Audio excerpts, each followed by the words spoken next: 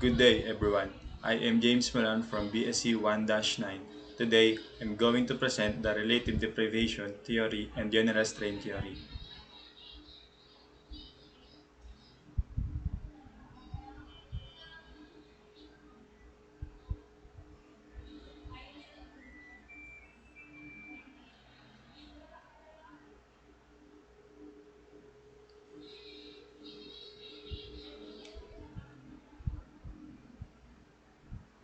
And the contents are relative deprivation theory and general strain theory.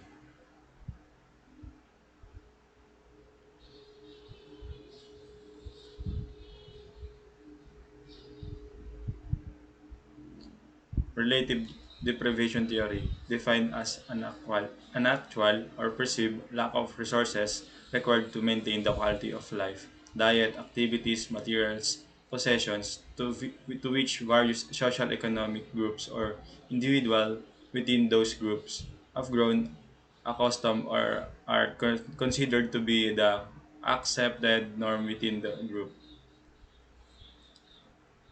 Relative deprivation theory is defined as lack of resources to required to sustain the standard of living expected within a certain social economic category. In simple words, relative deprivation is the sensation of being worse off than the others with whom you connect and compare yourself. For example, you may feel deprived if you can only afford the modest economy automobile, while your coworker who earns the same salary as you drives a flashy luxury car.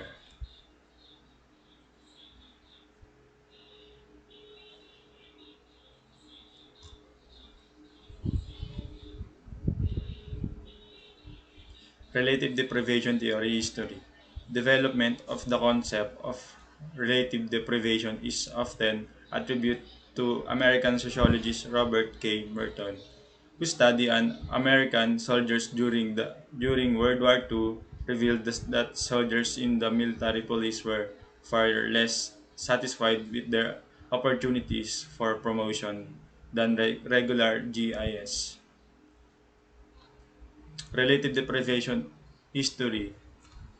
The notion of relative deprivation theory is typical created to American sociologist Robert K. Merton, who studies of American soldiers during World War II, indicate that soldiers in the military police were significantly less happy with their possibilities of advancement than other GIS.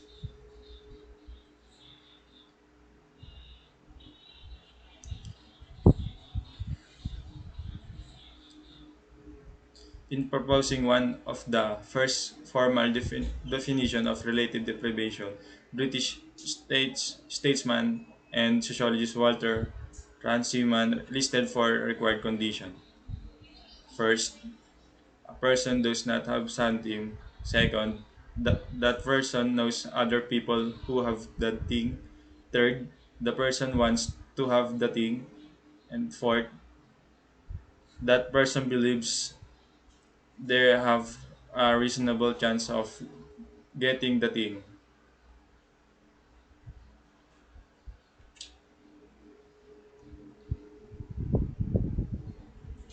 Robert K. Merton. American sociologist Robert K. Merton was among the first, if not the first, to use the concept of relative deprivation in order to understand social deviance using French sociologist Emile Durkheim concept of aumine as a starting point. A French sociologist Emile Durkheim idea of aumine as the starting point. American sociologist Robert K. Merton was the first to apply the concept of relative deprivation to describe social deviance.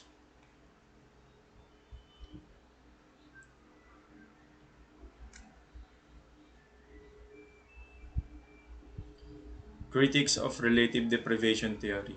Critics of deprivation theory have argued it fails to explain why some people who thought deprived of rights or resources fail to take part in social movements meant to attain those things. The certain critics of relative deprivation theory says that it fails to explain why some individual, while being deprived, deprived, deprived of rights or resources, fail to participate in social movements aimed at obtaining such things. For example, black people who refuse to participate in the movement were derisively referred as Uncle Toms by the other people in reference to excessively obedient enslaved person depicted in Harriet Beecher's Stow's 1852 novel Uncle Tom's Cabin. However, proponents of however proponents of relative deprivation theory argue that of many of these people simply what to avoid the complex and life difficulties they might encounter by joining the movement with no guarantee as uh, of a better life as a result.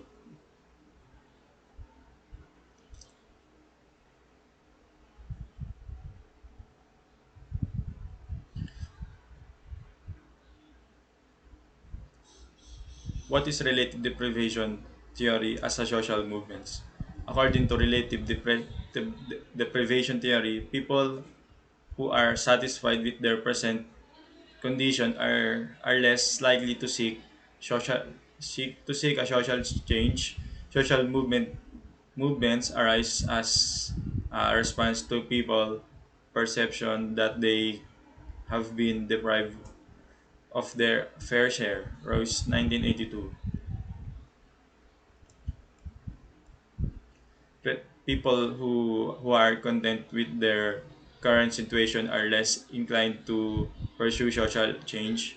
According to relative deprivation theory, social change are social social movements emerge in reaction to people perceptions of being denied their fair share.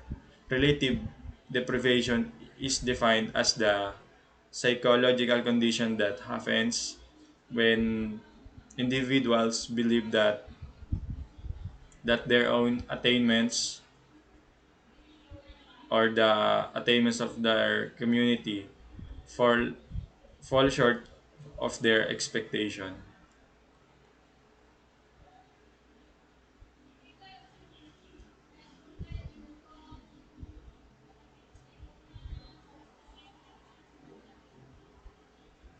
General strain theory.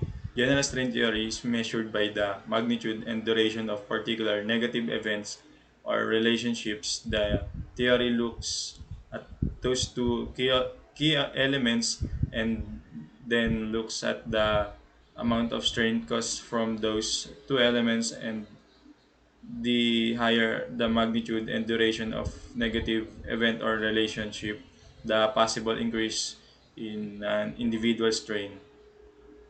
The amount and length of specific negative occurrences or relationships are used to quantify general strain theory. The hypothesis considered those two important components as well as the amount of strain in, induced by those induced by those two elements, and the greater to severity and duration of a bad incident or connections, to greater the possibility of an individual strain.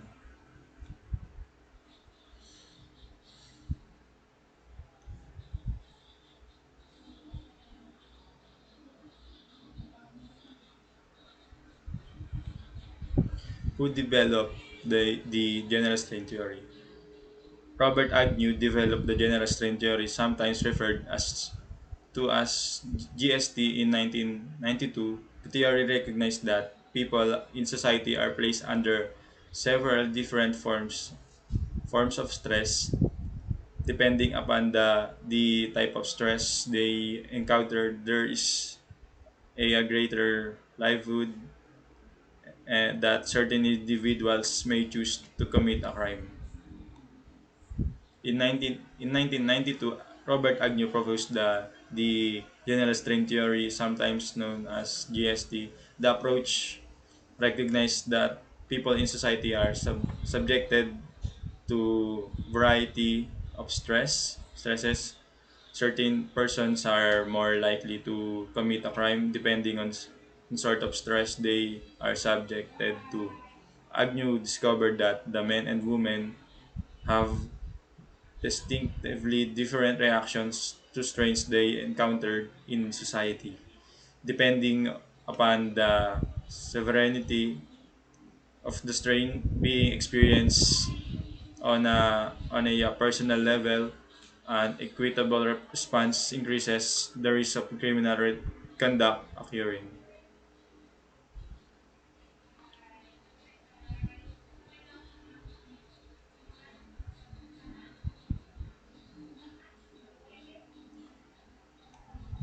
What is Agnew general strain theory? Robert Agnew developed the general strain theory, sometimes referred as GST, in 1992.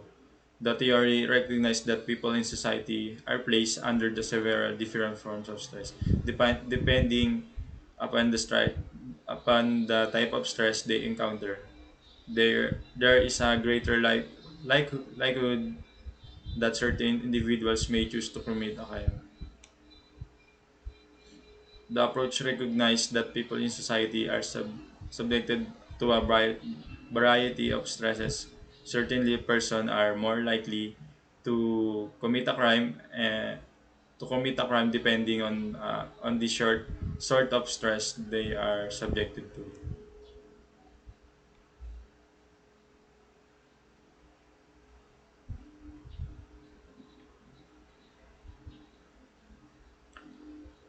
Agnew Agnew three categories of strain. According to Robert Agnew's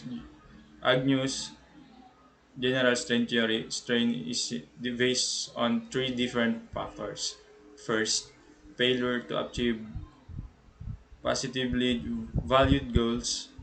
Second, removal of positive stimuli. And third, introduction of negative stimuli. And according to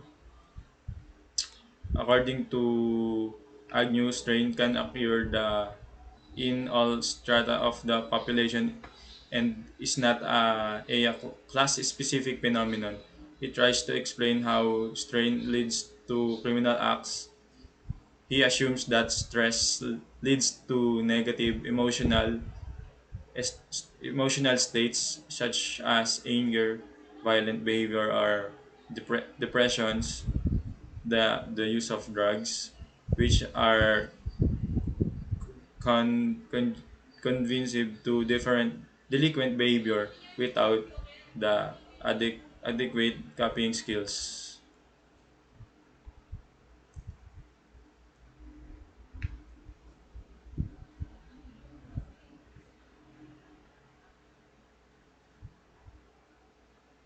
What happens when people encounter strain? Agnew discovered that men and women have distinctively different reactions to strains they encounter in society, depending upon the severity of the strain being the experience of a personal level and equitable response increases the risk of criminal conduct occurring.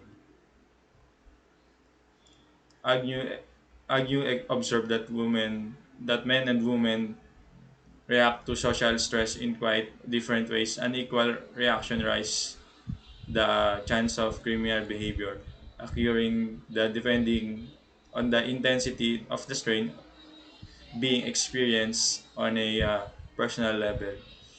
Agnew suggests that they are more concerned with with creating close bonds with others and maintaining their relationship. Because that strength doesn't involve material items, there is no low risk of committing violent crime or property crime.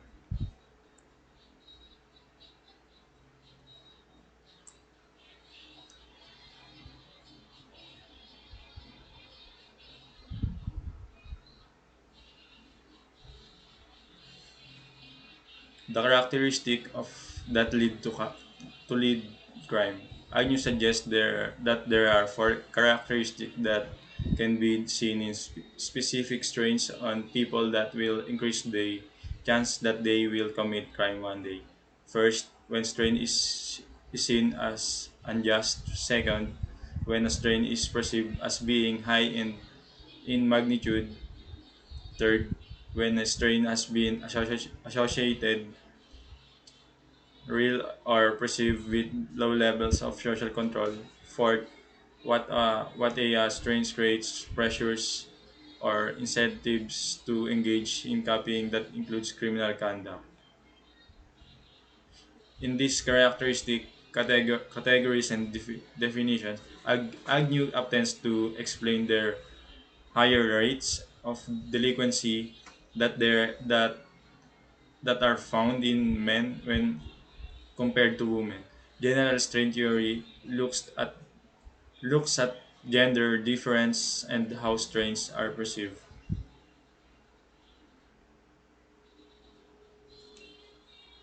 And this the reference